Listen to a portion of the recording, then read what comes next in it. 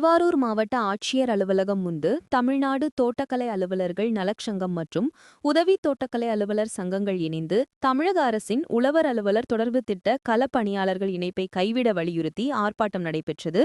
இந்த ஆர்ப்பாட்டத்தில் திருவாரூர் மாவட்டம் முழுவதிலும் இருந்து 50க்கும் மேற்பட்ட தோட்டக்கலைத்துறை அலுவலர்கள் கலந்து கொண்டு தங்களது கோரிக்கைகளை வலியுறுத்தி கண்டன முழக்கங்களை எழுப்பினர்.